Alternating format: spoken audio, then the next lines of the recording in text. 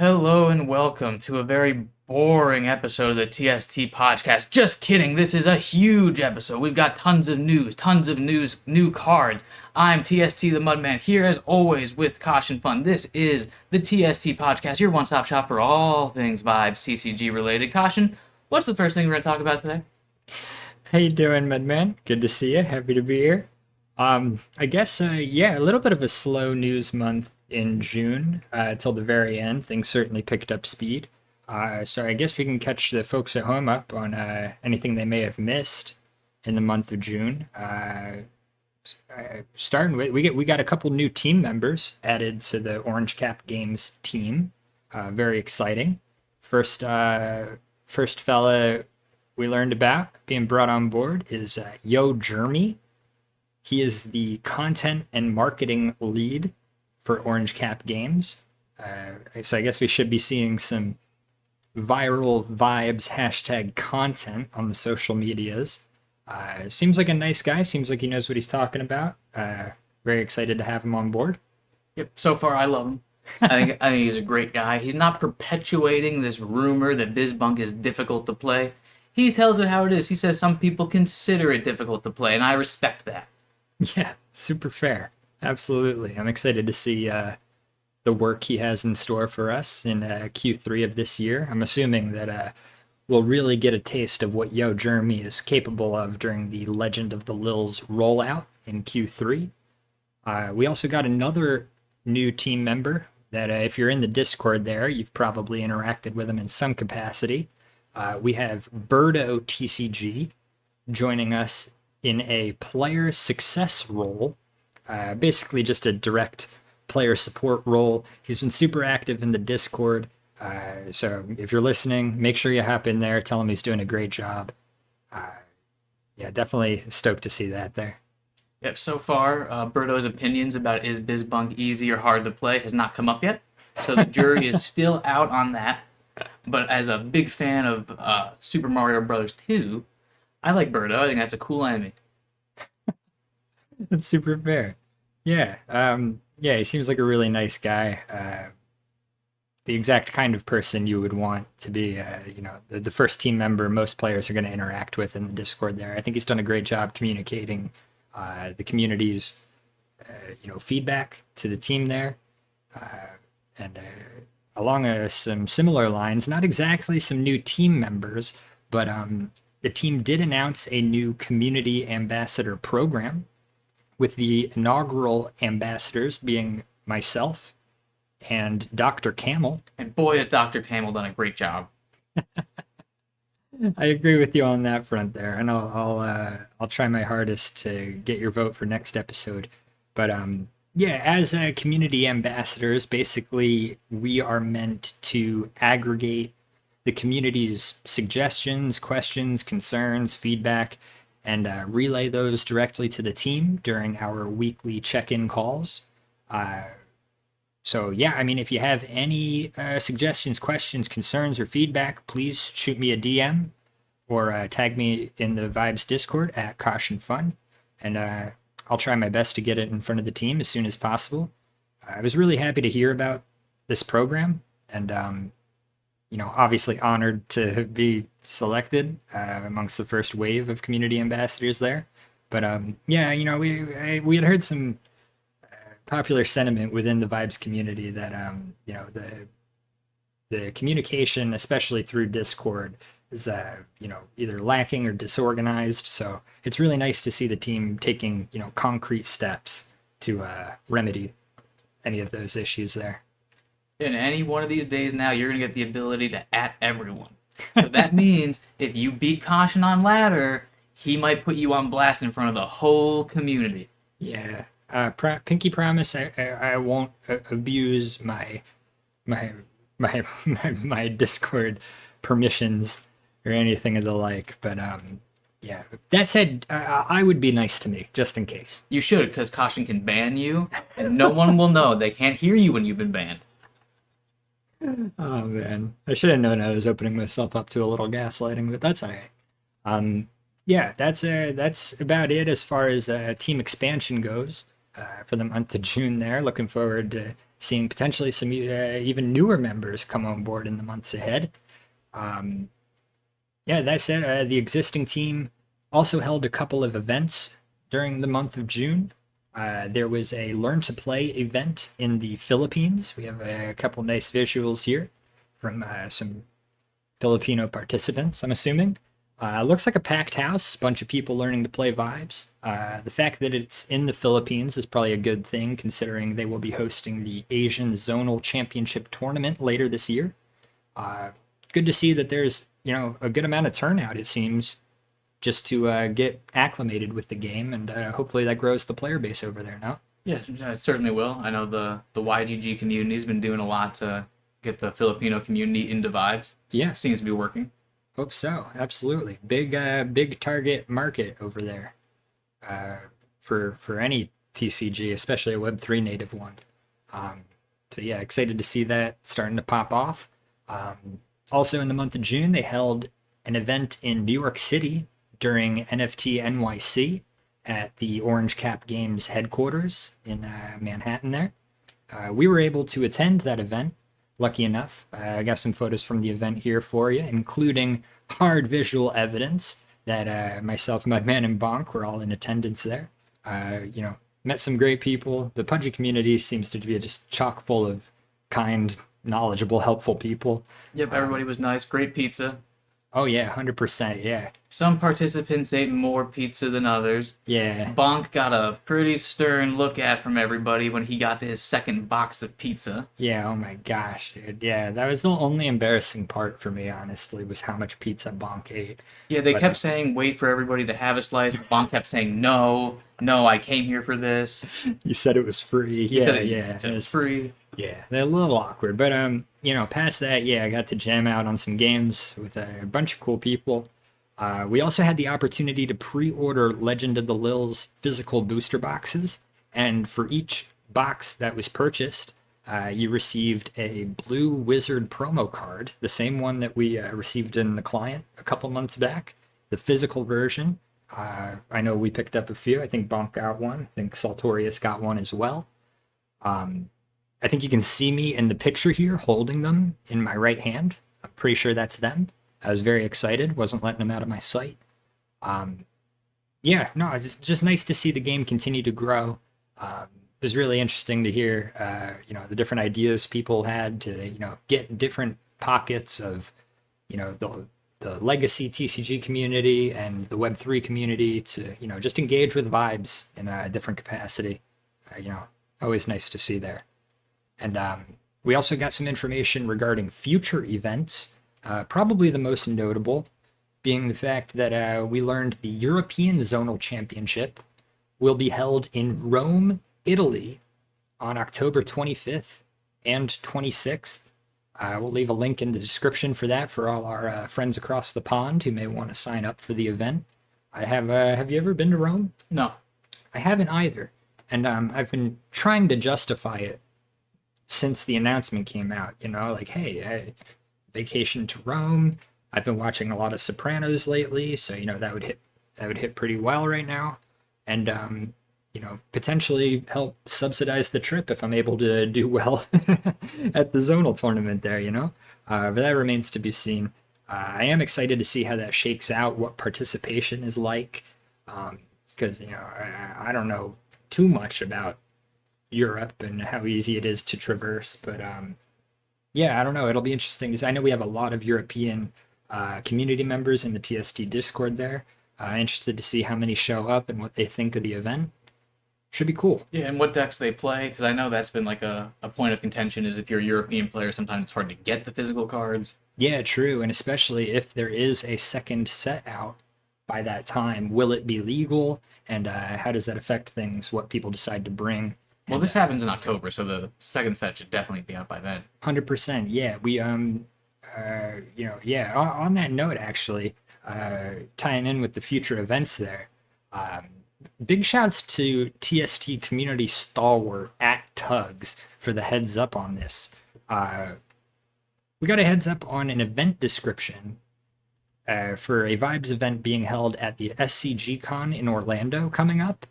You take a look at this on the screen right here. This is a Vibes event being held that Friday, August 29th. And there appears to be a typo in the format. It says Legends of the Lils, but that hasn't come out yet. Yeah, for sure. It says Legend of the Lils release event, 6-pack sealed event. So, August 29th, release event. I mean, that sounds a lot like Legend of the Lils will be coming out that weekend. Yeah, if I put my Sherlock cap on, I can't help but notice this release, which is leading me to believe it might be released around that time. Yeah, and I wouldn't blame you for putting those puzzle pieces together in that way. The only official corroborating evidence that we have would be the team saying that Legend of the Lils should ship in Q3 of this year. And if I understand correctly, I mean, this falls within that window. Kind of lines up pretty nicely now. Yep, and there's other information that we can derive that it's probably coming in August. Where there's an event going on right now in the client that ends when August begins. Maybe that's the start of a new Lil adventure. Oh, that could be cool. Absolutely. So yeah, I mean, going back to the European tournament, late October, Lils is definitely going to be out. Is it tournament legal? And yeah, I'm just interested to see what decks end up getting in the top tiers there. Should be really cool to find out. But yeah, you did mention there that in-client event going on right now. The real news, the big news. Yeah, what everybody's been waiting for, I'm sure. Just last week, the digital client got a mini release in the form of an event they're calling a Legend of the Lils Sneak Beak event. Because they're like birds. Something Lil just landed. Love that. So it's not a full set release, but they dropped 50 new cards from the new set. Some we've already seen, some we certainly hadn't.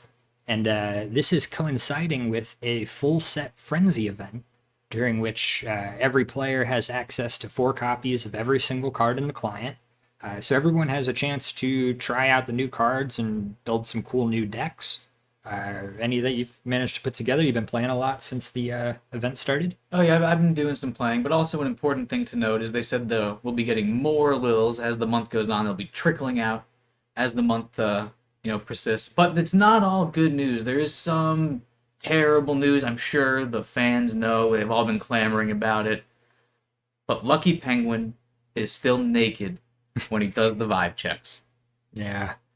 A lot of good things have happened, but some little penguins are still naked. Yeah, so sorry to the 2 of you out there. I care a lot about Lucky Penguin's clothing during the vibe checks.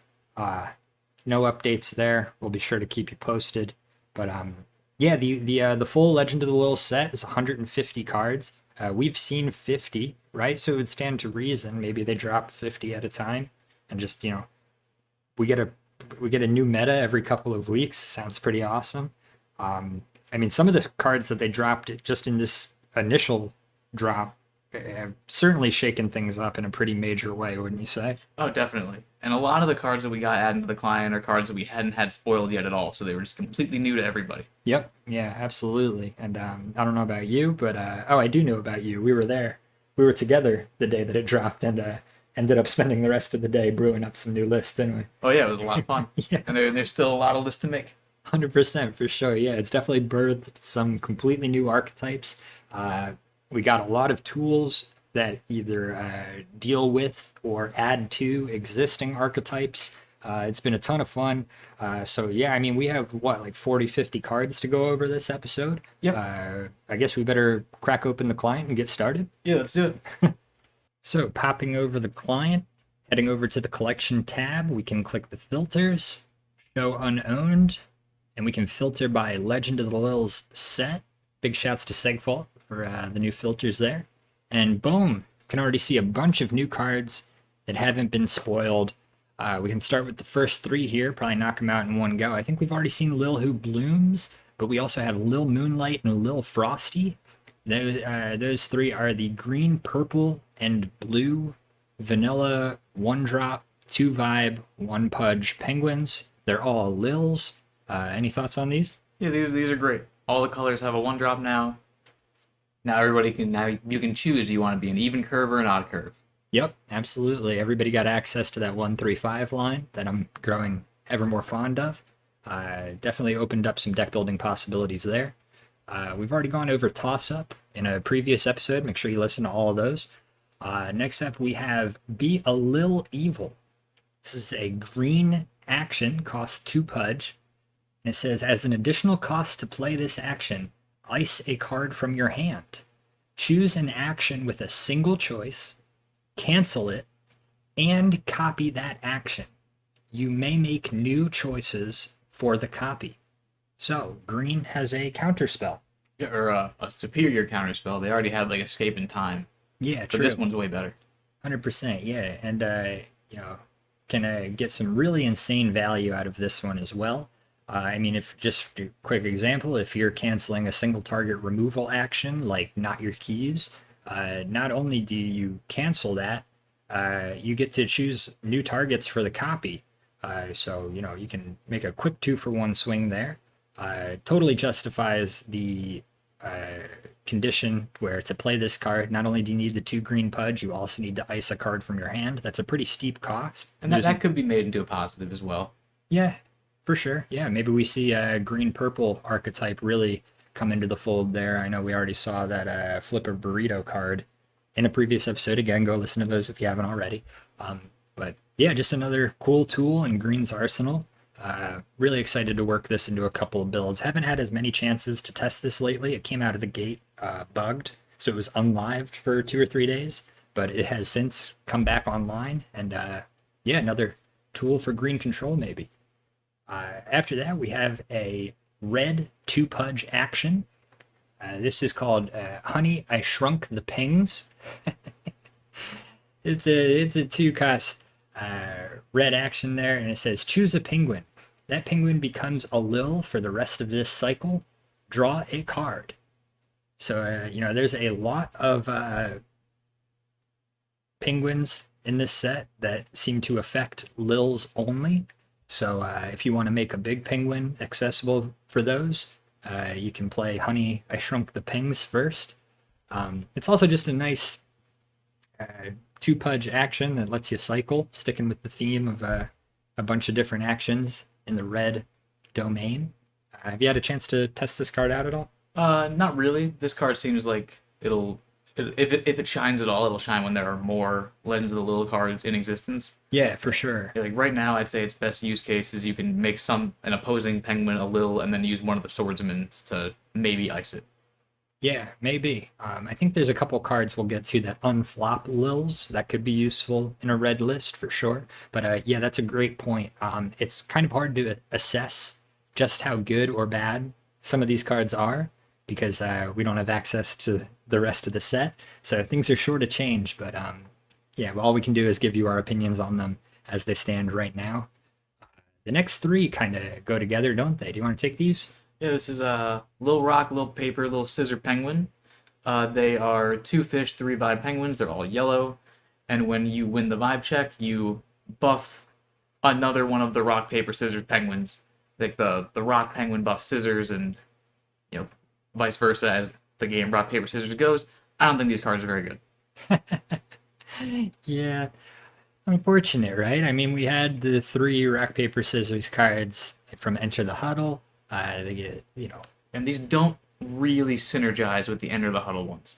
Yeah, they kind of have like an opposite effect. Yes. Where, they don't prevent anything from participating in vibe checks, but their effects are kind of isolated. It's hard to justify running all 3 types unless you finish with something like Snow Globe or something along those lines there. Yeah, there's better things that you can be building up to before snow globing. Yeah, for sure. I mean, yellow just has so much stuff going for it. Yeah, the fact that these cost 2 and are yellow those are big points towards them being playable, and they still seem awful.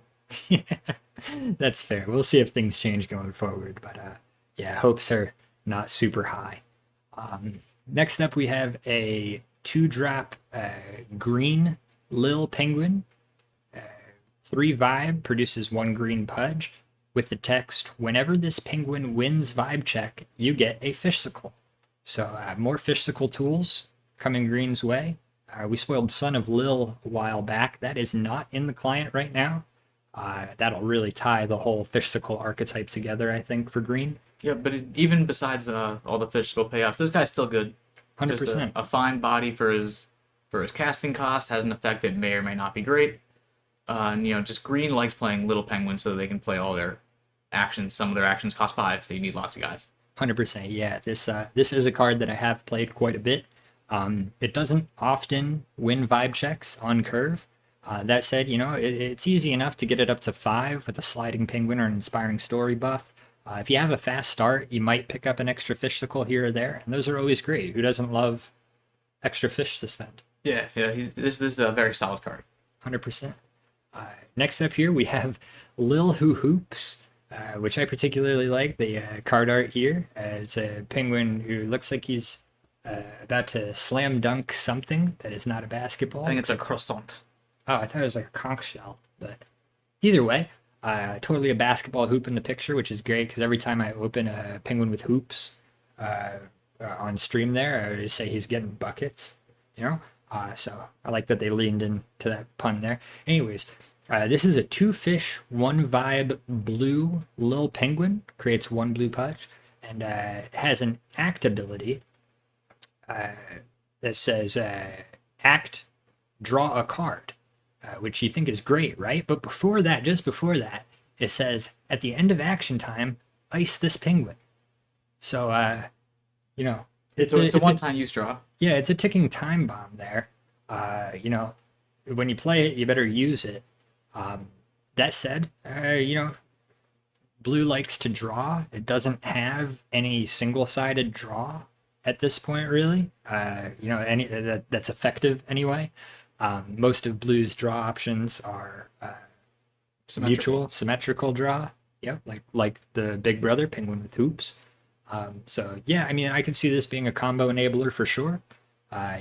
Same sentiment as blue or as green there, in that blue likes cheap pudge. So, definitely has a path to seeing play. Haven't really seen it much currently, but we'll see how that goes as the rest of the set comes out. This next one's a big one here. I would argue that this next card has shaken up the current meta, more than maybe any other released in this initial drop. Next up here, we have Mount Fuji, which is a relic location. It's a 2-fish location, and when it enters play, each player names a penguin card, and penguins with those names lose all abilities.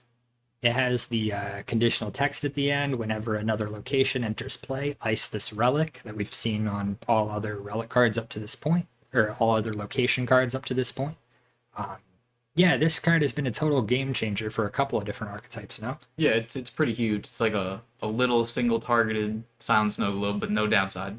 Well, the downside is your opponent gets to do something as well. Yeah, for sure. But there definitely are archetypes where the benefit of playing it outweighs the removal of one of your penguin's abilities, for sure, right? Yeah, like if you're a deck that's really weak against Popcorn Penguin, you can just turn off all Popcorn Penguins easily. If you're really weak to Bunkuses, you can turn off Bunkuses.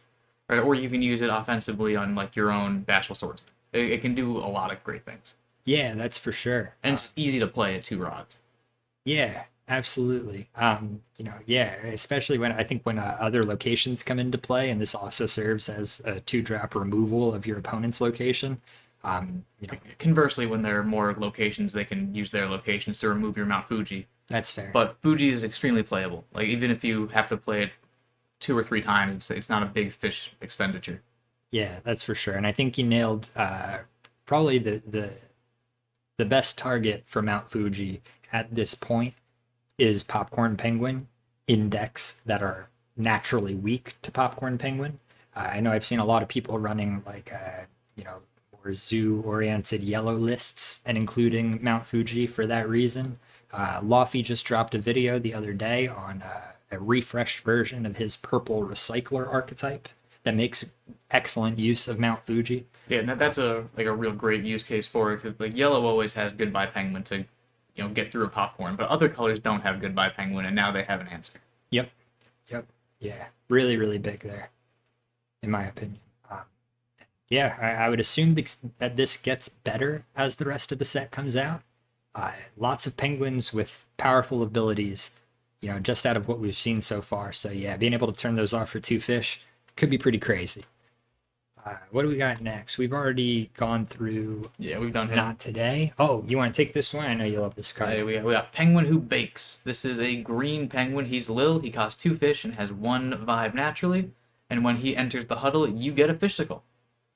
Yeah. Which is just really great. Lets you front load your fish, in the early game. You can play this. He's not going to win vibe checks very often, but you'll be able to use the fishsicle he generates in the future. Lets you get like an inspiring story out a turn earlier. I know I've been playing this in like a yellow and green deck. It lets you get your extrovert out a turn earlier alongside like another cheap penguin. It's really great to be able to front load your rods. Yeah, 100%. Quick correction: this is actually just a regular penguin. Oh, he's not a little. Nope. Despite the vibe, actual penguin. But yeah, no, like you said, even if if this is your 2 drop, and you happen to lose that cycle 2 vibe check, you can still get up into sliding penguin on the next turn there, just getting to 3 rods. And in the scenarios where you do win the vibe check, then you have so many more rods than you normally would. Yeah, definitely those 4 and 5 fish sweet spots. Just getting into those a step earlier.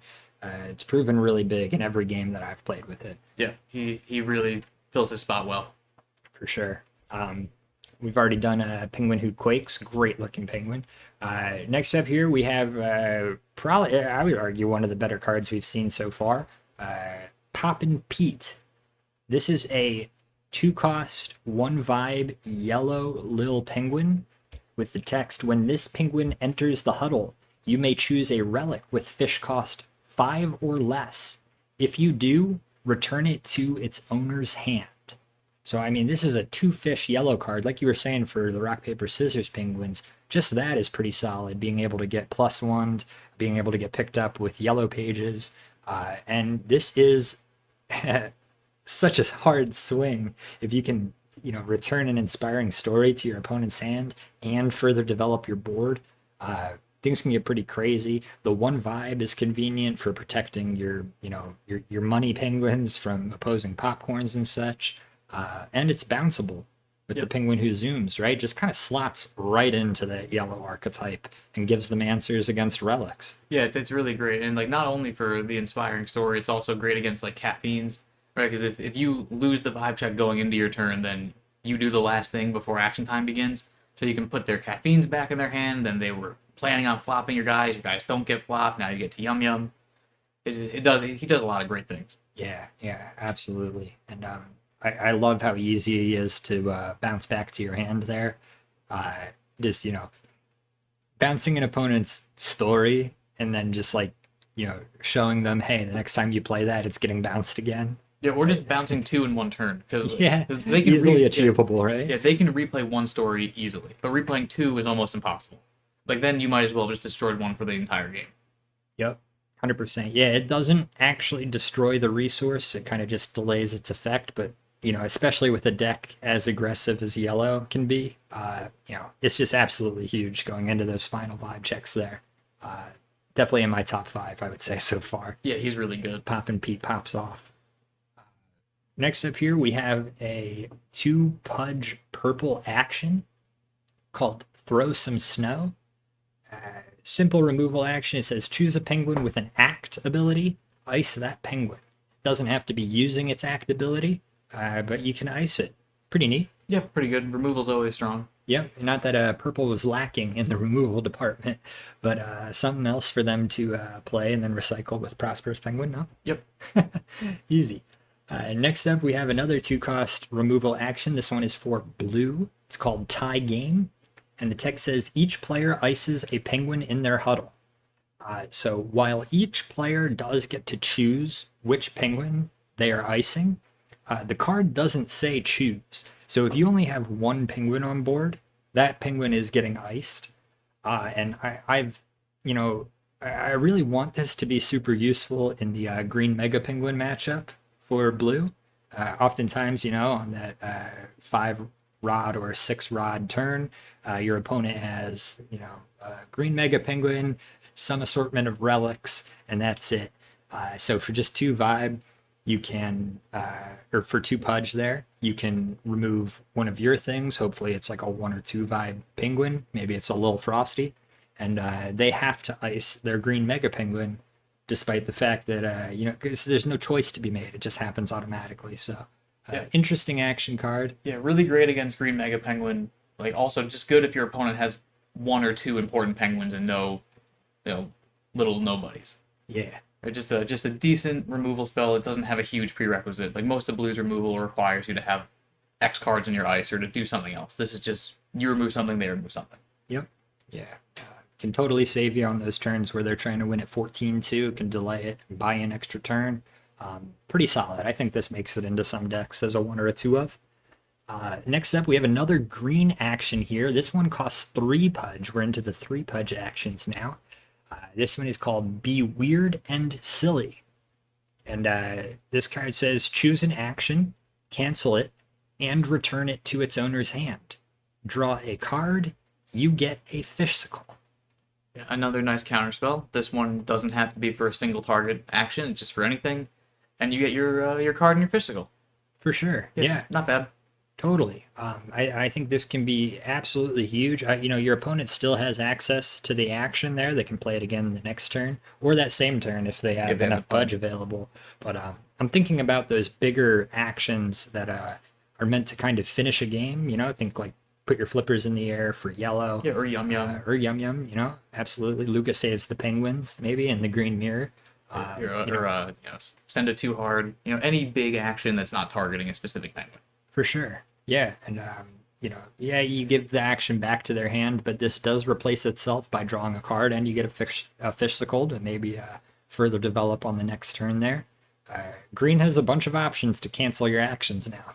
Pretty crazy. And that's going to be a recurring theme. All the colors are getting some sort of counterspell. Good foreshadowing. Next up, we have Into the Night. This is a 3 pudge yellow action that says choose an action with pudge cost less than or equal to the number of Lils in your huddle and cancel it. I mean, this card's seen no play right now, but if there is any card that gets way, way better with the other 100 Legend of the Lils cards we have yet to see, it's got to be this one, right? Yeah, this one definitely improves. Right now, there are very few yellow Lils. There's the aforementioned rock, paper, scissors Lils, who are pretty much unplayable, and there's Pop and Peep. And those are the yellow Lils currently. So we need way more for them to be good. I think it's going to be very realistic for yellow to get 5 Lils on the board. Most actions, like the most expensive actions, tend to cost 5, so that means you should be able to counter anything. That being said, it is competing with other counter spells that might just be better. Yeah, that said, it is a new tool in Yellow's arsenal there. They didn't have the means to do that before, at least easily.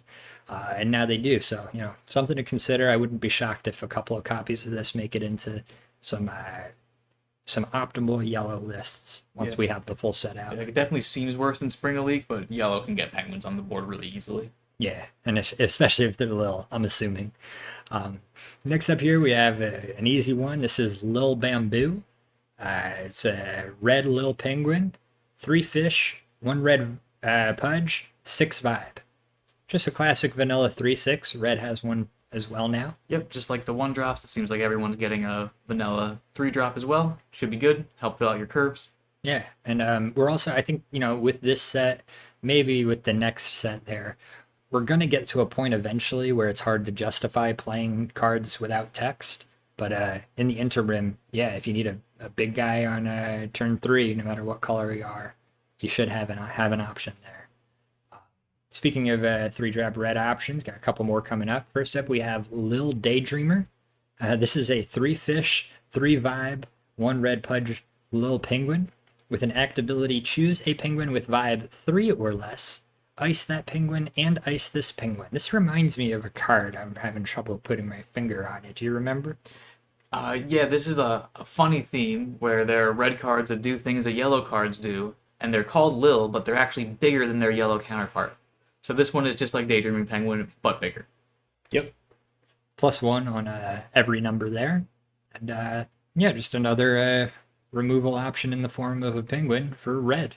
Pretty cool. This next one we got coming up, I know, is one of your favorites. You Yeah, want to take this this one? the Lil Milkmaid, a new big beat stick for blue. This is a 3-cost blue penguin, and its vibe is equal to twice as many cards in your opponent's hand. Yeah, pretty neat, huh? Um, yeah, I mean, this card, I kind of overlooked it at first glance, and then I threw it into a more aggressive blue list that I was building that really wants to get up to 5 rods as quickly as possible. And between the 1-drop for blue in Lil Frosty and this 3-drop Lil Milkmaid, uh, you can have some insanely fast, explosive starts.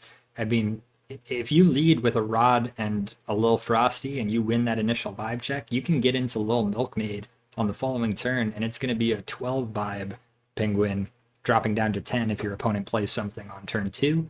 But still, I mean, that outpaces everything else you can play at 2 or 3 rods, with the exception of Bashful Swordsman. Yeah, he's really great. Like pretty much all the time. Like you said, when you play him on curve, he tends to be way bigger than other penguins that cost 3, which is obviously great. But also like you said when we were talking about the hoops penguin, blue has not a symmetrical card draw. So blue has a really easy time making their opponent's hand big. Now you have a benefit for giving your opponent's cards. Like I've seen some like 20 plus vibe milkmaids. They get really big really fast. For sure. Yeah, it is something that is weak to whether it be Mount Fuji or classic snow globe decks, because its natural vibe is 0. If your opponent plays a snow globe or a Fuji and chooses Little Milkmaid, it will go to 0 vibe and be removed on that turn. That said, I think the stats are more than worth the potential liability there if you're trying to win those early vibe checks. And yeah, just a nice thing you can spam in the late game too. If you drop 2 of those on the last turn, you can easily get them above 10 and give your opponent multiple threats to deal with. And it won't ice itself at the end of the cycle like Bashful Swordsman. Pretty cool card. I really like it. Next up might be one of my favorite cards from the new cards that we got access to. This is another 3-fish red penguin, red Lil penguin, named Lil Singer. Has 5 vibe, produces 1 red pudge, and it has an act ability that says choose another unflopped penguin in your huddle and flop it. Put a vibe counter on that penguin. I have found this card extremely useful, especially when taking those 1-3-5 lines like we were saying before. You drop Contemplation Penguin, you get up into Lil Singer on turn 2, and then if you find yourself needing cards, you can flop Lil Singer targeting your Contemplation Penguin. That'll bring the Contemplation Penguin up to 3 vibe, helping to protect it against future Popcorn Penguins and maybe Gothams and stuff like that. And both of your penguins end up flopped, so you can kind of throw vibe checks with relative ease if you have a Lil Singer out on the board. And if you have multiples, you can really buff up your penguins pretty quickly, especially if you get it down turn 2 by cycle 4 or 5. Everything in your huddle should be just a little bit bigger than your opponent's at the same fish costs. Really, really interesting card. I really like it. Yeah, and on top of that, he's just a fine body. Like 3-5 is very reasonable. It beats out all the 2-cost 4 vibe guys. And obviously you can pair it with a Bashful Swordsman, so you can play him early, keep him flop so he doesn't die. That does leave you open to a potential What a Twist, which is a great trade to trade your What a Twist for a Bashful Swordsman. But a really cool combo enabler, and just a good guy in general. Yeah, very decent for sure. Slots nicely into that Bash Bear list that we made a video for on the TST YouTube channel. You should go watch it now if you haven't already. But yeah, just another means of keeping an early Bashful Swordsman alive. And there's a couple other cards that maybe we get to in red that benefit from being flopped. So yeah, really excited to see what kind of utility people dream up for Lil Singer there. Next up, we have a couple of purple Lil Penguins that I personally need a refresher on. First one is Lil Space Cadet, 3-fish, 0 vibe, 1 purple pudge, and it says this penguin's vibe is twice the number of relic cards in your ice. Yes, this is new purple. Old purple did Bizbunk stuff. New purple ices their own relics, and this is your payoff. This is your big blue eyes white dragon, if you will. Does this card get you excited? Yeah. All right. Should get you excited. It works so well with Quake Penguin. Yeah. There's Anyways, some cool green penguins that ice relics maybe give you fishicles, green and purple together. yeah. No, maybe. Maybe. Maybe we revisit that on a release day there. Um, next up, we have another purple little penguin here. Costs 3 fish, has 3 vibe, produces 1 purple pudge. It says when this penguin enters the huddle, each player may ice a relic they control. Oh, it's all coming together. If they do, draw a card. So, yes. Buff your space cadet and draw a card? Yes, please. Yeah. Yeah. With the small drawback of losing a permanent. Losing a permanent, that's you say losing a permanent, I say buffing little space cadet. Yeah. If it said each player ices a relic they control, They may. if they do draw a card, I could see it. They It may. says may. Yeah, so you don't have to. That's why it's a nice card. Alrighty. Next up, we have a relic, potentially for Ison. It's another location there. It costs 3 fish. It's called Statue of Liberty. And this one says when this relic enters play, each player chooses a penguin in their huddle. Put them under this card until it leaves play. Whenever another location enters play, ice this relic. Interesting, right? It doesn't say may, so if they have a single penguin on their side of the board, you can remove it in practice with the Statue of Liberty. Now, it does say choose, so this won't work if your opponent's only penguin is a green mega penguin. I haven't seen this card make it into any lists so far. I think control lists are definitely leaning towards Mount Fuji as their location of choice. You have any ideas for this one? Yeah, no, this seems pretty lackluster. It seems like it can be good in like very corner case situations where your opponent has one good penguin and that never happens. Yeah. Tough ask. Oh well, they can't all be winners. We've already done Tina Who Tears in previous podcasts, so we are up to the 4 fish cards here.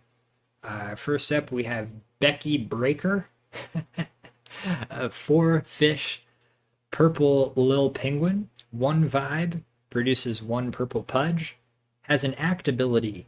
Choose a relic you don't control. Swap it with a relic card in its owner's ice. This one I don't understand. How do I know if my opponent has a relic in their ice? If they don't have a relic in their ice, does it fizzle? Can they lie to me and say they don't have a relic in their ice when they really do? Who's checking? You should. You should be checking. But I'm taking it out of their ice, or out of their rods. It's taking a relic from their rods, right? Not their ice? No, it's in its owner's ice. Swap Okay. it with a relic in its owner's ice. That's fair. Yeah. Yeah, it sounds fair. Really good. Another great one for your anti-my own relics and my opponent's relics purple deck. Yeah. With a little bit of green. So this is really coming together. Okay, let's get to the next one. Keep dreaming. Next up, we have a couple adorable little swordsmen here. They're so cute, dude. If you're not watching the podcast at this point, you definitely should. First up, we have the blue Lil Swordsman. This fellow is called Blisby the Swift. 4 fish, 1 vibe, 1 blue pudge with an act ability that costs 1 blue pudge and 1 yellow pudge. The act ability says choose a flopped Lil and ice it.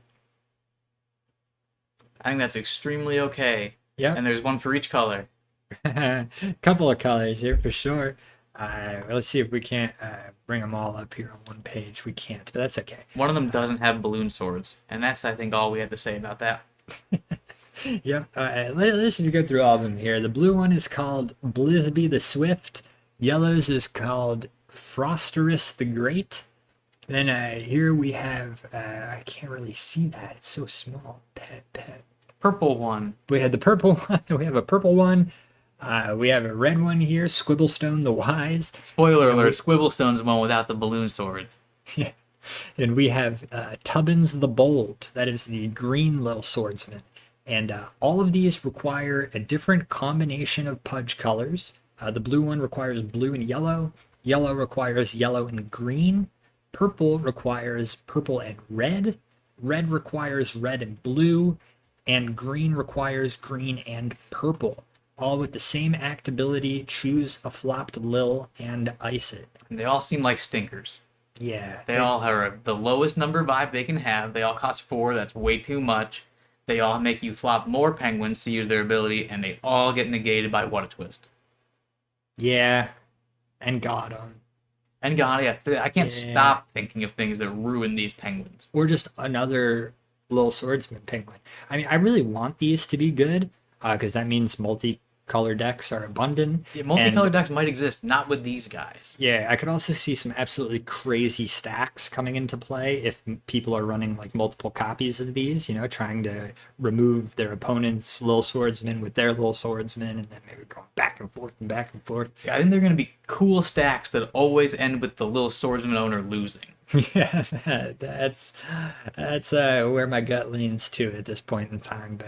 But you know, a card isn't terrible. The next one on the list. That's true. Yeah, the next non-Lil Swordsman penguin we have on the list for you is Penguin Who Wakes. Now, this is a big penguin. Well, we skipped over Force of Lils.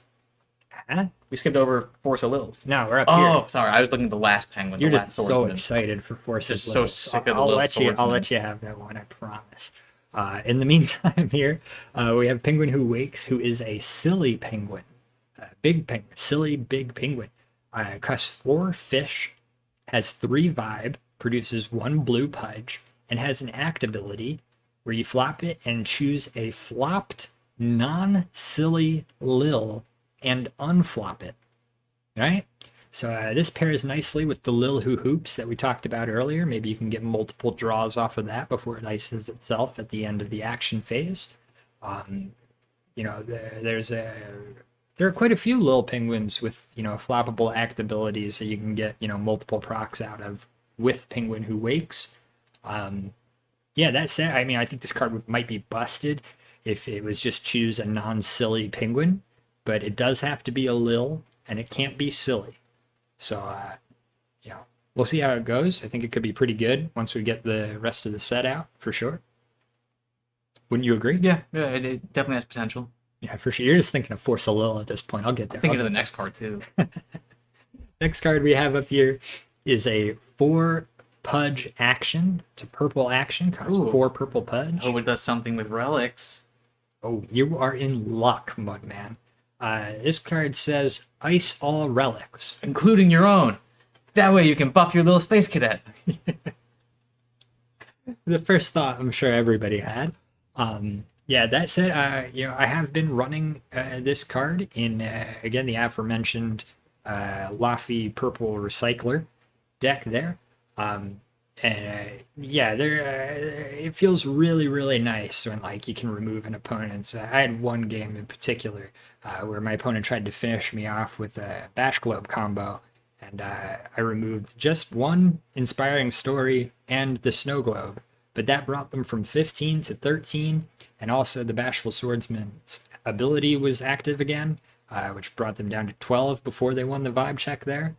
Just a devastating blow, total game-winning blow.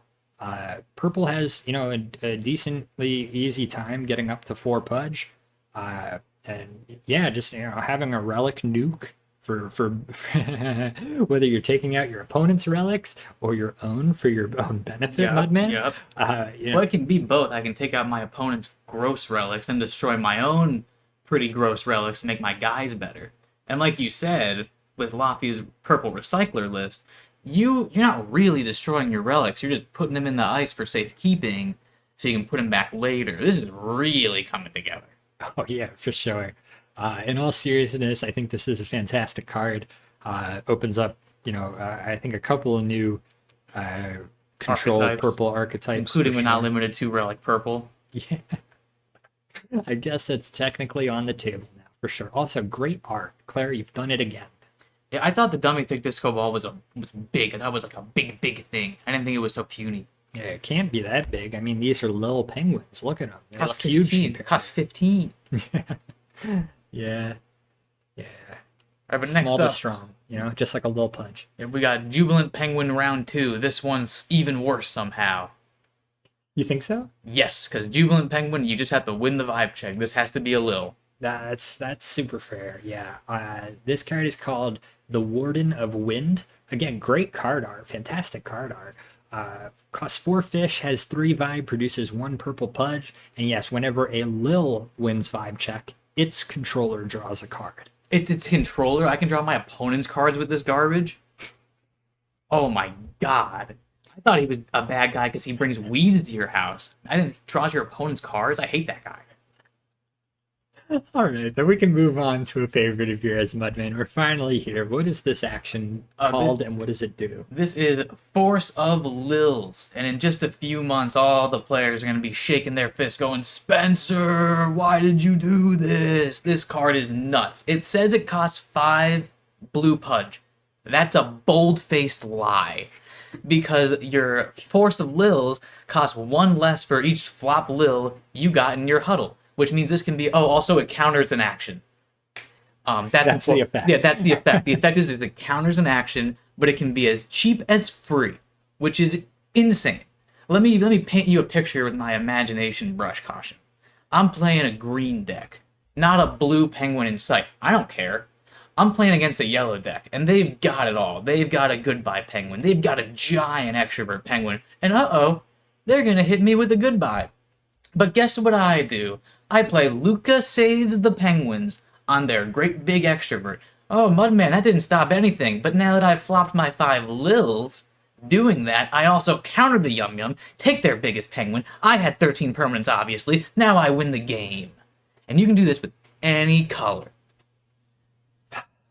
Man, We just need more Lils to flop. you're a regular Bob Ross. Thanks for painting that beautiful picture for Also, us. you remember that amazing purple card that you were a little hesitant on, the one that cost 4? All you gotta do is flop 1 more Lil, and you're countering a spell and destroying all the relics. Maybe you want to chisel from stone, and then you flop anybody, I don't care. And now you're chiseling from stone, and you're countering a spell. Insane. And it doesn't have to be free. You can spend 2 blue No, pudge. it does. It has to be free? Yeah. I don't care. I'm doing it for free. I'll read the full text. It says, choose an action and cancel it. You may play this action without paying its pudge cost if there are at least 5 flopped Lils in your huddle. Good, it's better that So yeah, way. as soon as you meet the condition, it is a free counter spell, which is absolutely insane on paper. Hasn't seen a lot of play yet. There's not that many Lils yet. Yep, but you can be sure that once there are, this will see play, and I'm glad you alluded to it. I think this card is most playable in non-blue decks, despite being a blue action. Yeah, right now, this is, in my head, this is a green or yellow card. No, that's super fair. Yeah, I was thinking red maybe. But yeah, there blue already has Spring a Leak. So you can add some redundancy to your deck there. But Spring Elite costs 2. That's like 1,000,000 pudge. it's infinitely more than free, right? Yeah, no, this is definitely a card to watch out for. And you don't even have to ice an island. Completely OP. So easy. Yeah, I'm really looking forward to that there. Speaking of red Lils that like to be flopped, next up here we have Lil Introvert. This is one of my personal favorites that we've seen so far. Lil Introvert is a 5 fish, 7 vibe red Lil Penguin, produces 1 red pudge, and it has a neat passive ability here. It says whenever this penguin is flopped, boost its vibe by 7 for the rest of the cycle. Now, there are a couple of red actions that cost pudge and unflop penguins in the same go. I'm thinking namely of Stand in the Rain and Have an Encore. And I mean, Lil Introvert, it hits the board. It's already a decent body there at 7 vibe. But if you play a Stand in the Rain and use Lil Introvert to help pay the pudge cost, once that unflops, it's up to 14 already.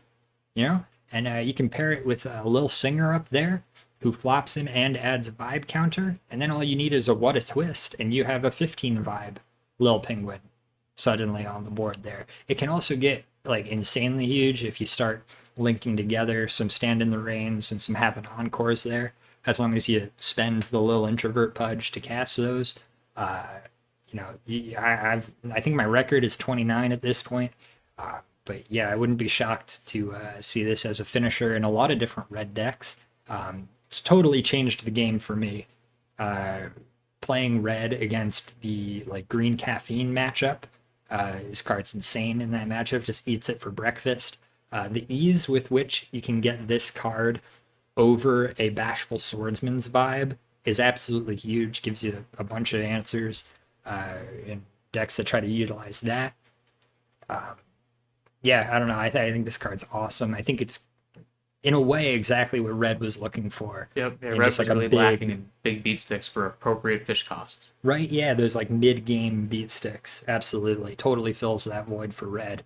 Definitely one of the cards I've had the most fun playing with so far during this event there. We've already gone over Lil Jelly here in previous episode. So next up that we have to talk about is Marilil. This is a 5-fish, 7-vibe blue Lil Penguin, produces 1 blue pudge. And it says, when this penguin enters the huddle, each player ices the top 2 cards of their deck. So a bit of a mill element, bit of a self-mill element. What do you think? I'm just so excited because we've been going through all these new fun cards, and not once have I thought, ooh, a card I can put in my beloved Bizbunk deck. And I don't think this card's good enough to get a slot in Bizbunk, but you can play it. It mills cards, it has a big vibe total. Yeah, 100% true. Yeah, I think this penguin is a penguin who exists. Of all of the penguins in the new set, this is one of them. Next up here, we have Simon Smasher. I wonder if he knows Betty Breaker. I doubt it. 5 fish, 1 vibe, 1 red pudge. It's a little penguin. And it says this penguin can only act if you've played a red action this cycle. So bringing back that precondition, red is infamous for. And the act ability is choose a relic and ice it. So obviously fantastic if it comes off. Honorary purple card, am I right? Put that ice my own relic. In a way, for sure. But I mean, up to this point, we've seen a bunch of options to, bounce a relic back to our opponent's hand, or like turn it into a rod, or swap it with a different relic. Simon Smasher just destroys it. It's only a single target at a time, but I feel like you only need to really pull off one before this card is worth it. That said, 5 fish, 1 vibe is a tough ask. It's disrupted by all of the same things we were talking about earlier, Gotems and the like. Might be a tough ask to make its way into some red lists there. They already have hit the high note if relics are that much of a priority. But still, relic removal. Yeah, Happy to see it. Yeah, it's fine. It's unfortunate that this is like the 3rd or 4th tier relic removal. I feel like you'd only run this if you already run 4 Poppin' Pete's, you already run however many the high notes you want. Like, this definitely isn't like your first choice in relic removal, but he exists if relics are prevalent enough. Yeah, that's for sure. I really wanted to squeeze him in a couple of the red lists that I've been testing out recently. That said, I just haven't been able to justify it over hit the high note. I've just been putting Poppin' Pete in decks. I haven't even considered relic removal that isn't Poppin' Pete. That's super fair. Well, we have one more to get through here. Another honorary purple card. You're going to love this one. Yeah. So this is, let's see, Dima the Destroyer. A 6 fish, 1 vibe, green Lil Penguin. Produces 1 green pudge. So far, terrible. Act ability. Choose a relic and ice it. If it was a relic you controlled, you get a fish sickle. Now we're talking. Put this in your purple, blue, and your purple, red, green, anti-relic Quake Penguin deck, and you're really cooking with gas. I heard Quake Penguin. I am in for it. Again, if Simon Smasher is 4th tier, is this 5th tier? Yeah, if Simon Smasher wasn't worth talking about, then neither is what's her name over here. On to the next penguin. Next up, we have Lil Juggler, who I want to be good so badly. Yeah, but he's just not. Yeah. 6 fish, 5 vibe, 1 red pudge. It's a Lil Penguin. It enters flopped, just like Juggler Penguin, and it has an act ability. It says, choose an action, cancel it, and return it to its owner's hand. And return this penguin to its owner's hand. So, I don't know why he had to go back to your hand like that. yeah, or enter flopped. Well, that's just It's like, that's just the flavor. All jugglers yeah, enter I get flop. that, but just like, if that's the case, like, I feel like you got to pick one for this card to see play, and unfortunately, it has both. Yeah, definitely the worst of the jugglers so far. Yeah, I think this is boxed out by Force of Will. Yes. Yeah, If you're red and you really need to cancel actions, yeah, the way that this like costs something to cancel the action is really bad. I yeah, like the way he's on stilts. I think that's a more realistic juggling performance as opposed to the unicycle one. it's also juggling 4 clubs. Yeah, he's Pretty juggling. impressive. They're not clubs. Those are like bowling pins, which as a juggler we really don't like when you call the pins clubs. Also, the pattern is not a real pattern, so that's a bit of an issue. Yeah, And for all those reasons, I don't think it's going to see play. especially those last ones, for sure. Speaking of red, 6 fish, little penguins that probably won't see play. Next up, we have Lil Who Breaks Free.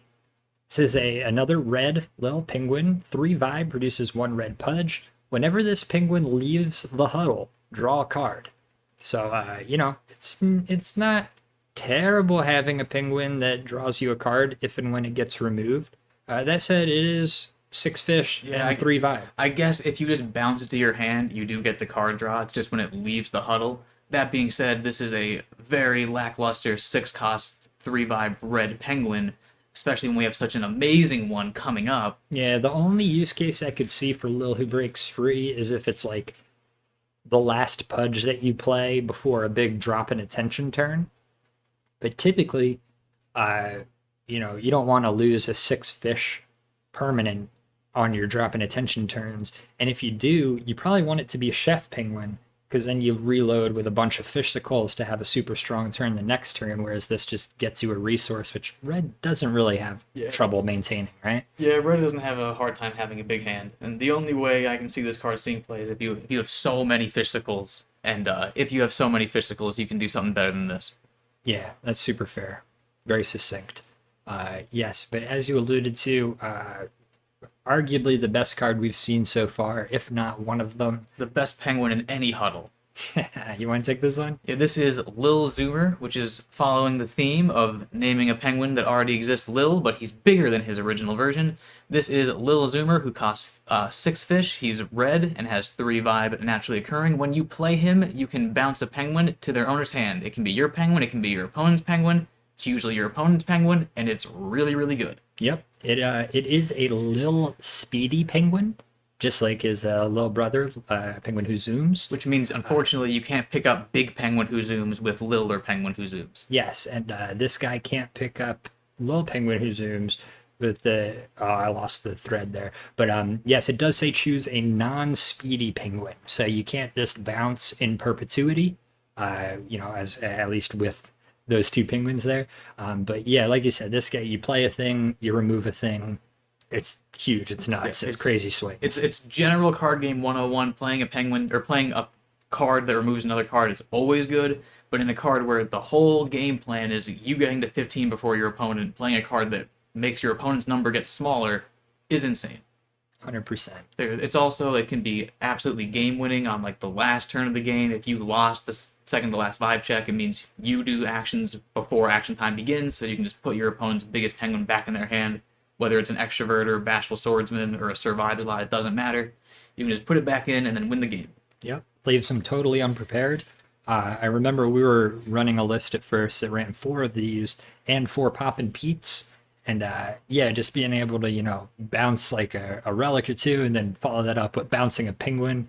I'd imagine it's a total pain in the butt to play against. I love playing these. I hate being on the receiving end of them. General sign of a good card, no? Yeah, the card's really great. Yep. This next one here is definitely more up in the air. I've had a lot of trouble deciding whether this card is like great, not great, somewhere in the middle. I'm leaning towards great lately, though. This is a neutral penguin, a colorless penguin, if you will. It costs 6 fish, has 5 vibe, produces no pudge, and it has an act ability. Act ability says, choose a rod you control and return it to its owner's hand. So it is just a bounce house rod effect in perpetuity. It's just an act ability that you need to be able to pull off. Again, like in very aggressive decks, there I can't tell you how many times I've debated.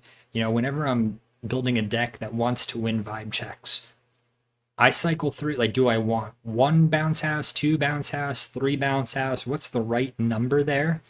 And, especially now with all these new cards, you run out of slots pretty quickly.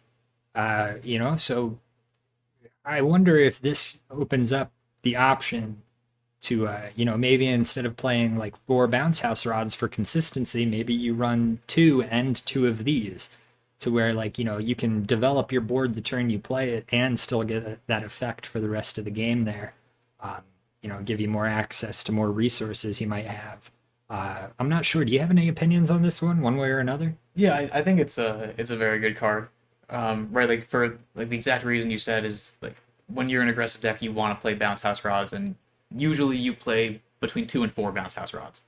You can play just 2 copies of this and no bounce house rods, and now you have full access to your rods whenever you need it. And like it's definitely, if you use this effect every turn, you're going to be really slow, but you definitely don't have to use it every turn, right? There's going to be a handful of cards that you absolutely don't want in your rods that you can take back, and when it's not giving you your resources, he's just existing as a permanent. For sure, yeah. And the fact that it's an act ability, you can use it to pick up an action you plan on playing later in the turn. We already talked about how red has multiple means of unflopping things. I'm sure other colors will have similar cards going forward. So yeah, I mean, this can just get you resources that your opponent's not considering, maybe going into the beginning of your turn. Or just like important things. You need another popcorn. You need another caffeine. Yeah, it's. I think it can do a great job setting a deck's consistency, despite how often they win vibe checks there. It's not, and its body isn't like a total liability. Yeah, he's not terrible. At 5 vibe. The 6 fish cost is expensive, but the kind of deck that wants to play this card is the kind of deck that gets up to 6 fishes relatively easy, relatively consistently. So and there's also all these new physical cards that helps you get to 6 faster. Yeah, true. Yeah, I don't know. I could totally see this making its way into a couple of more control-oriented archetypes. Or anything. I think just the big takeaway is he opens up slots in your deck. Where like before you had to devote 4 slots to bounce house rods, now you can devote 1 or 2 slots to just this guy. Yeah, super fair. And the card art goes insanely hard. I love it. All right, so we are skipping over the 7 fish cost things completely, going right to 8 fish cost things. I got a couple of 7 them here. tested terribly. The fans hated things that cost 7. We're just going to get a huge dump of them in the next 50 cards that they release. I don't know. This first 8 drop here is called Lil Insomniac. It's a red Lil Penguin. Once again, way bigger than Insomniac Penguin. Totally. Just 1 vibe. Produces 1 red pudge. Yeah, disgusting. Try not to throw up when you look at this card. 8 fish, 1 vibe. 8 fish. It does have some text, luckily. It better be good and unique. That said, it says, whenever you play a red action, put vibe counters on this penguin equal to the pudge cost of that action. Well, that's not unique. I can think of a whole bunch of red penguins that cost 8 or more that do pretty much the exact same thing and don't have 1 vibe. Exactly. Yeah, the easiest comp for this card is Chubb, who lives for action. That is an 8 fish, 6 vibe red penguin. It says whenever you play a red action, put 2 vibe counters on this penguin. This one, you can potentially get more than 2 vibe counters on this penguin for 1 action, assuming it costs 3 or more. That said, the most common ways historically that I've buffed Chubb, who lives for action, or his bigger brother, Chubopolis Unleashed, it's things like not a rod anymore. It's things like have an encore. It's things like again, all of which are just markedly worse on Lil Insomniac. Not to mention, Lil Insomniac starts at 1 vibe, whereas Chubb starts at 6. And it's competing with Little Introvert as well as just a red penguin who grows. Yeah, it's they can't all be winners. Yeah. I'm not sure how this ended up a rare, but I don't see this seeing play ever No. unless red gets a bunch of actions like Force of Lil, where, you know, it has a huge pudge cost, but you can reduce that pudge cost if other conditions are met. That said, Lil Insomniac does not work with Force of Lil because it specifies when you play a red action. So, yeah, I see no hope for this card with our current card base, and it's hard to imagine a situation where it makes its way into lists going forward into the future. But we'll see. I'm open to being wrong on that. No? Anything else? No. That card's bad. Cool. Next up, we have Miss Tweenie. This is a green little penguin. 8 fish cost, 8 vibe. Totally real. 1 green pudge. And it says whenever you win vibe check, double the number of fishicles you have. Could be insane. Yep, pretty cool. No? Yeah, it's a big bomb. It's a big, payment up front. That said, it might pay if you have 4 fishicles or, more, and you play this guy, you win the vibe check. It can pay for itself in a matter of a turn or two. You know what I mean? Could totally enable some of the crazier fishsicle combos that we've been dreaming up, most of which involve Son of Lil, which we don't have access to yet. Yeah, we don't have any of the payoffs yet, but this is definitely a potential build around card. And like there are some aspects that I think seem like non-bow-esque at first. Like this costs 8, so if I generate a bunch of fishsicles in the beginning of the game, I'm probably going to use them on this card. That being said, if I do use my fishsicles on this card in the mid-game, 8 vibe is really big in the mid-game, so I'll be winning the vibe checks with that, which I can then use to play more penguins, use their pudge to make more fishsicles, double my fishsicles. It seems very interesting. I wouldn't be surprised if this card ends up being pretty good. Yeah, it all depends on how long it takes Airy to crack green fishsicle archetype there, This one seems pretty easy. It doubles the fishsicles. It doubles it when you play it. Yeah. Yeah. I'm sure we'll figure out a list around it for sure. And last but certainly not least, in the initial Sneak Beak 50 card set here that we have Binkus, who eats the stars. Sound familiar? I wonder what he does. Well, Binkus here costs 13 fish, 0 vibe, produces 1 blue pudge. That said, it is playable from the ice. As you play Binkus, you can put up to 13 cards from your opponent's ice on the bottom of their deck to reduce Binkus's cost by that amount. Binkus's vibe is then equal to twice the number of penguin cards in your opponent's ice. So it's inverse Bunkus, and it's a great tool against Bizbunk decks. It's a cool tool to use in just general blue mill decks. I've seen some huge Binkuses that only get bigger as you continue to mill cards off of your opponent's deck there.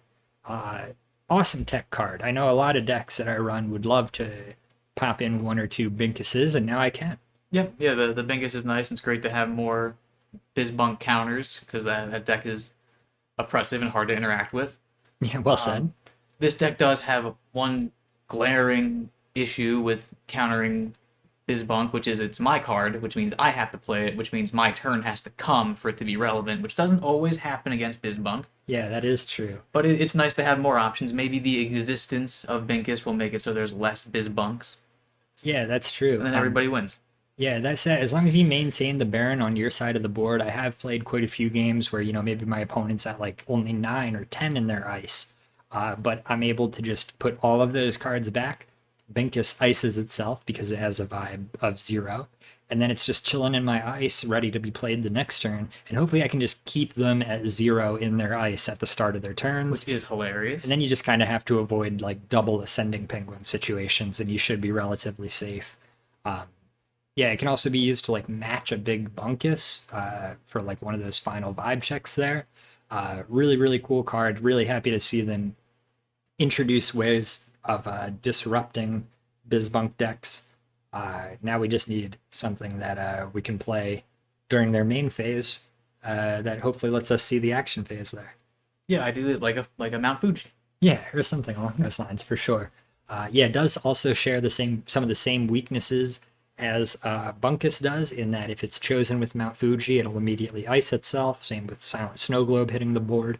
But yeah, definitely a really cool card art too. Got to give it a plus grade in that category there. One of the first epics that we've been introduced to, so that's always exciting. And yeah, I don't know. It's found its way into, I would say, roughly half of my decks up to this point. Yeah, it's in a lot of my decks. I don't think I've drawn Binkus yet, Oh, but he's there dang, for moral support. that's harsh. Yeah, no, I've had a couple of I would say fantastic plays with Binkus. My favorite, probably so far, I had one teched into a red deck that I was running that featured red Mega Penguin, and I was up against a Bizbunk, and they were sitting with a healthy ice. It was in the 20s, but I was able to play Binkus, put 13 back in their deck, and then use Binkus as the card I eat with red Mega Penguin, and just immediately play it again, clear out another, up to 13 cards from their ice. It's really convenient if you find it in the Bizbunk matchup. And yeah, I think it's a useful tool for Blue Mill too. They just have another huge finisher to go along with Bashful Swordsman and Lil Milkmaid there. Yep. Yeah, like red, blue is also sort of lacking in like a big endgame beat stick. They had Bashful Swordsman, but he only exists for one turn. Now they have their own big giant guy they can play with. Yep, totally. Definitely a really cool card. And yeah, so that is it for the cards from Legend of the Lils that have made their way into the client so far. That said, these are not the only spoilers that we've gotten since the last time we talked to you here on the podcast. We have several social media exclusive spoilers to share with you today. For these, we will be using a site built by another TST stalwart at Rock Metal, who threw together this very convenient page showing all of the Legend of the Lil spoilers in a very organized fashion. Big shouts to Rock Metal. We'll leave a link to the site in the description of the video if you want to check it out yourself. First card that we have yet to go over here is Penguin Who Shakes. This is a 4-fish red penguin. 1 vibe produces 1 red pudge. Sometimes. Good foreshadowing there. Text says, whenever you play a red action, put a vibe counter on this penguin. Already better than little Insomniac or whatever. As long as this penguin has 3 or more vibe counters, it produces 3 red pudge and has the ability, whenever this penguin is flopped, remove 3 vibe counters from it. So you play some red actions, you build up the vibe counters on this penguin, and when it has 3 or more, you can flop it to produce 3 red pudge and remove 3 of those vibe counters. Pretty cool. I would say this goes a long way as a potential combo enabler in a bunch of different red decks. Yeah, I'd say this card is probably one to watch out for in the future. I think right now it's not super necessary. Most red actions are cheap already. You don't really need to be producing 3 pudge at a time for your one penguin. But in the future, if there's red actions that cost 5, I could see it being really good. Or if there's just, I don't know, like right now, red can play a lot of actions in one turn without this card. It doesn't seem super necessary at the moment. That's super fair, yeah. And I mean, the 1 vibe is a tough ask, especially on that 4-fish turn there. That said, we don't have access to this card in the client yet. If we did, I do think I would find some room for it in a couple of different decks that I have upstairs, but remains to be seen exactly how effective it is going forward. I've already done a little zoomer. Oh, we got another saucy action to go over here. This is a 1 red pudge saucy action going along with Not Today in these newfangled saucy actions that cost pudge. Money. Boo. No, Sheesh says you can only play this action if it's face down as a rod. Flip this card over to play it. This action does nothing. Whenever you play a red action, return this card from your ice to your hand. So we've seen a lot of penguins that have a prerequisite stating, hey, we need you to play a red action before we do our thing. So this doesn't actually do nothing. It does that. It is a red action to play. It buffs that 8 costing by 1. Huge. Yeah, that's it. It also does replace itself, which is nice. You do lose a permanent in order to play it. That said, I could see a couple of red decks going forward there, where just the ability to play an action out of your rods could go a long way. And I mean, this does exactly that. It'll remain to be seen, exactly how good it is. If it, replaces things like Not a Rod anymore, or if it just becomes an addition to. Yeah, that said, I think this might be a sleeper card here. Yeah, Can't wait for it to hit the... Definitely some promise. Yeah, really want it to hit the client. Fingers crossed. At Spencer, if there's anything you can do. This is, I believe this card was spoiled right after we released the previous podcast episode, so we didn't have a chance to get to it there. This is a 3 red pudge action called Enter the Bounce House Dimension. It says, as an additional cost to play this action, return a rod you control to its owner's hand. Draw a card. So, at first read, that might be read as an additional cost in like that it's a drawback to the card. It's a benefit. That said, yeah, this is easily a benefit for sure, right? I mean, the action replaces itself. It gets you access to something you've had in your rods. Just gives red another option to get that bounce house consistency without actually having to run bounce house rods. Yeah, and this is a scenario where this is way better than bounce house rod. It's not a rod, you're not losing it necessarily, but it's just a red action. Red wants to play red actions, and you get all the benefit of bounce house rod. Yeah, definitely a really cool card. Another one, I think red has a lot of tools that I'm just really excited for him to hit the client there. Thinking about all of them in the context of in addition to the tools that we already have access to during the Sneak Beak event. I think red might be a powerhouse going forward. Way too early to say for sure, but shows a lot of promise. Yep, I would say. And it's also important to know you can use this with like run it back penguin. So like with this, the same as that neutral card, you can run 1 or 2 copies of this and have 6 times you can go into your rods. Yeah, that's a fair point. Absolutely. 100%. Yeah, really cool card. Every time I read it, I get to thinking about a bunch of different things. But unfortunately, we have to move on to the next card we have yet to cover, which is Lil Lifeguard.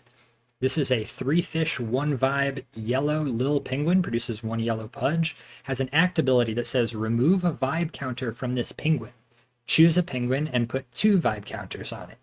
So, in previous episodes, we've already seen a couple of counter-oriented yellow cards spoiled, and this allows you to turn 1 into 2. Pretty neat. Yeah, right now I don't think we have the ability to like properly process what it does. Like you said, we've seen so many cards that put vibe counters on multiple bodies in yellow, so I assume there's some sort of payoff for it. But we just haven't seen it yet, and if that card exists, then this might be good. I think it's Shape and Guzad. I don't think it's going to be Shape and Guzad. Just kidding. Next up, we have our second triple question mark card. What the heck? This is not what. This is when. This is a yellow card, and it says when you draw this card, I like that they spelled it when in the card text. It's pretty cute. You may reveal it. If you do, choose up to 1 penguin and put a vibe counter on it. Pretty neat. Yeah, vibe cool. Counter for free. It does take up a slot in your deck, so who knows if this ends up seeing any play, but could be neat. Yeah, sure. I'm excited for why. Why? Oh, there's one of those cards we were talking about earlier, Frolic. We covered that on a past episode Frolic you should be listening to, spoiled. though, so we can move on from that. Let's see, what's the next card we have to go over here? Can't be too many more at this point. Pretty down a little solid. Oh, There's a new one. here's a new one just as of the other day, no? Yep, yeah, this is might be the most recent spoiler. This is Phone Home of iconic ET fame. And this card, I think, could be really good. This is a purple card, a purple action. It costs 2 pudge. You choose a penguin and a location. Ice the one with the lower fish cost. If they're tied, you ice them both. So you can pick your opponent's penguin and your opponent's relic and destroy both. And then it's 2 pudge, destroy 2 of your opponent's things. Yeah, that could be really huge, especially with, how popular 2 fish penguins are and how popular Mount Fuji has been in this limited set meta that we have so far. Being able to remove a 2-drop and your opponent's location for 2 pudge is absolutely insane if it comes off. Yep, that's very strong. And then, of course, what we're all thinking is using it offensively in your purple anti-my-own relic deck. You can pick any big penguin and then pick one of your little relics that you're already done with, put it in your ice, and just go crazy. And just go crazy. Yeah. Yeah, you could. Destroy, but Destroy one of your opponent's penguins. Make your little space cadet 2 bigger. Yes, please. Sign me up. Enough said, sign me up. Gorgeous card art. Cheeky side quest. Did we get to that? I think we've done that. Did we do the last one? The snowball card? What about Lil Bellyacre? We have not done Lil Bellyacre. He's a cool guy. Alright, yeah, let's cover that then. We got another colorless Lil Penguin here. This is Lil Bellyacre. 4 fish, 3 vibe, with an act ability that says ice another penguin in your huddle. Search your deck for a Lil Penguin card with fish cost 1 greater than the fish cost of the penguin you iced. Put it into your huddle. Shuffle your deck.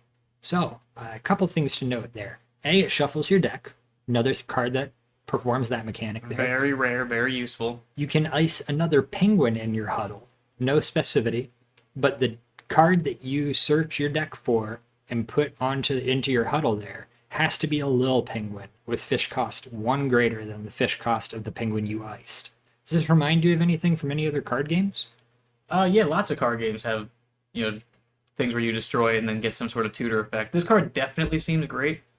You can pair it with Lucky Penguin, get a penguin back from your ice, and then another card from your ice.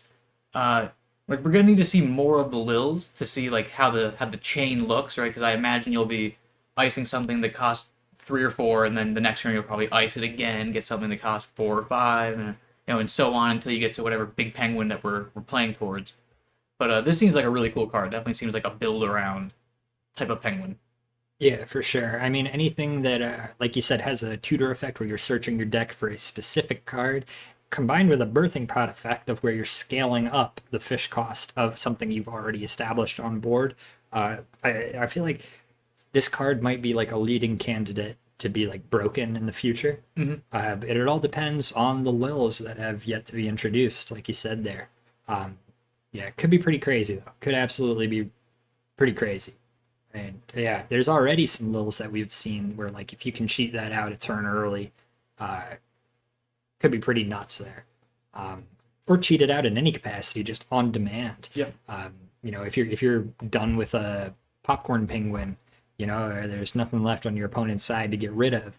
I mean, you can ice it and bring out a little introvert or some other, beat stick at 5 fish. It's pretty huge. You can use Koi Penguin, make somebody huge, destroy your own Koi Penguin, get a little zoomer, bounce something back to your opponent's hand. Oh, that's actually pretty, but that's a good one. Yeah. That's a good one you just said there. Good grief. Man, and that happens during the action phase. So, dang. So you can interact with Bizbunk. Lil Zoomer is Lil Zoomer's probably the best card in the target. Game. He's good. Good grief. I'm sure they'll make other Lils that are expensive also. This could also be a way for you to get Tweenie on the board without using your Fishsicles. Yeah. Provided you can eat something that costs 7. Yeah. A perfect use case for Penguin who spills the tea. Cost 7. There are no new 7 cost cards. You pointed it out. Yeah. Yeah. Anyways, yeah. Oh man, yeah. Wow. There is so much to unpack with this card. And this hits the client. Things are going to be nuts for this one's going to be really cool. Oh man. Now, I think there's only one more new card to go over. I think there's 2, but let's see. Boom, there's one. We got Wizard of the Void, our second Lil Wizard, next to Wizard of the Deep here, who is a yellow-blue Lil Wizard. This is a green-purple Lil Wizard, really tying together that... Destroy my own relic archetype. Yeah, the one you keep talking about there. A similar thing, though. It's a Lil Wizard Penguin, 2 fish, 1 vibe, produces 1 green or 1 purple pudge, which can be buffed with Wizard Cap, etc. Pretty interesting card. I'm really looking forward to the Lil Wizards hitting the client there. I've wanted to build wizard-oriented lists since the jump. This is the biggest buff to Wizard Cap that I could ever imagine. Huge buff to Force a Lil. Yeah, fairs. No, you're not wrong. Yeah, I mean, this is just an easily floppable Lil. It can protect your other wizards, your bigger 2-pudge wizards, due to its singular vibe there. But most importantly, it doesn't come in flopped. So if you have a couple of wizard caps established, you can drop one of these bad boys and be producing 2 or 3 pudge of various colors. If multicolored archetypes become a thing, which I do believe they will be, I think these Lil Wizards are going to go a long way in tying the decks together for sure. Yep.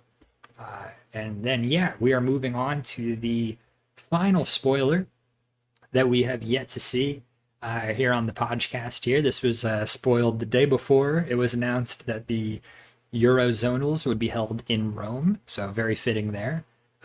This card is called Colosseum, and this is a relic location. It's another epic card, pretty cool. It costs 9 fish. That said, the text is nutty. It says, players may look at and play the top card of their decks. Players cannot play cards from anywhere else. Whenever another location enters play, ice this relic. This is the ultimate finisher, no? Yeah, it's a pretty awesome finisher. It's extra cool because it beats Bizbunk. You're not allowed to play Bunkus from the ice if this is in play.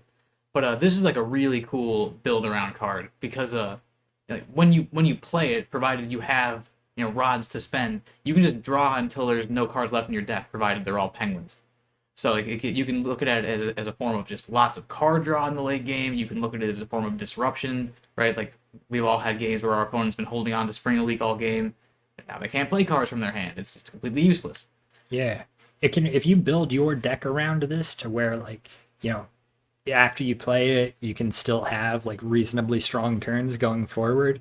Yeah, you can really kneecap just about every deck that exists currently right now in their current form.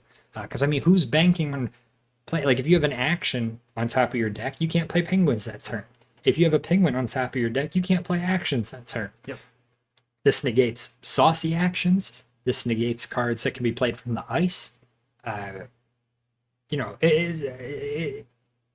think if you have the initiative, if you have a rod advantage and any kind of presence on board, I mean, this card coming down is going to be absolutely insane. And you can't even bank on being like, oh, I'll hold on to one of my Mount Fujis to remove their Colosseum if they play it. You better hope that Mount Fuji is on top of your deck. Yep. If not, this card's not going anywhere.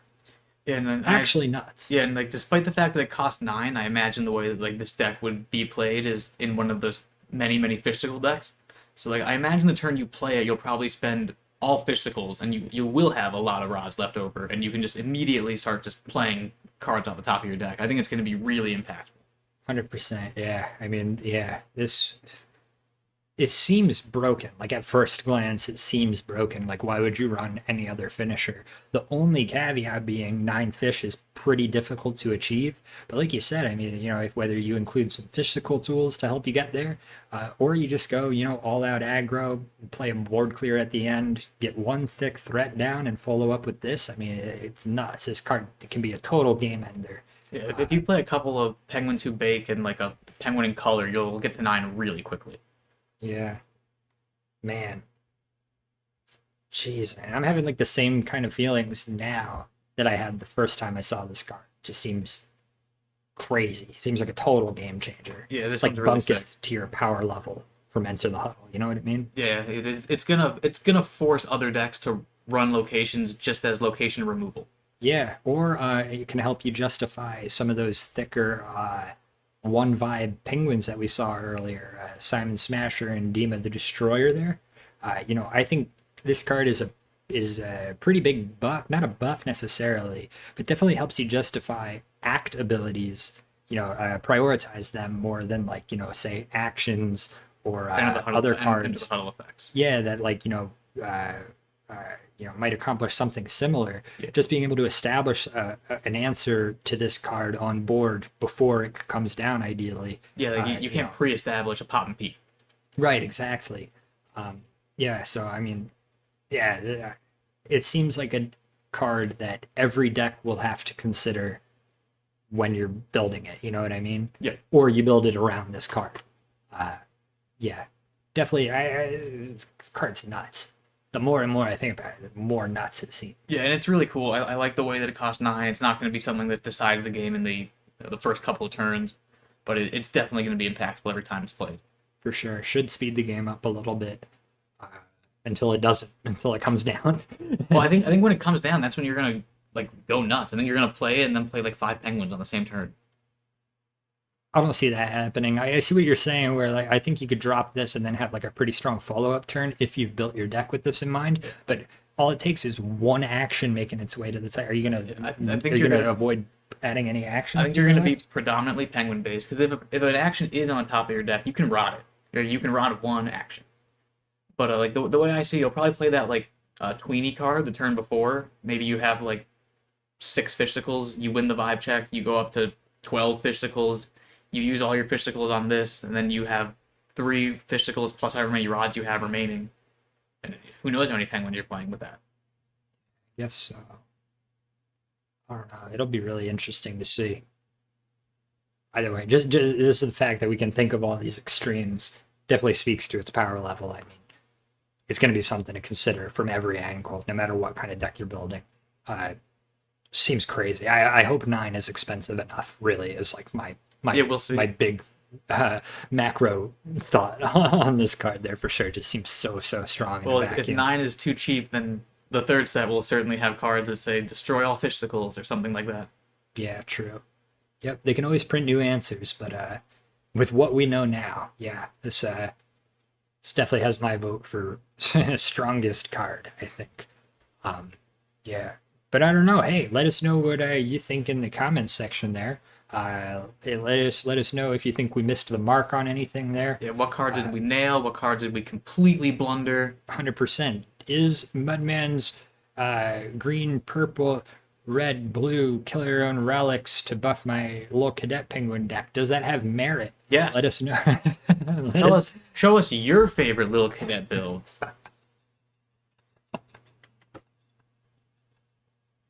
Yeah.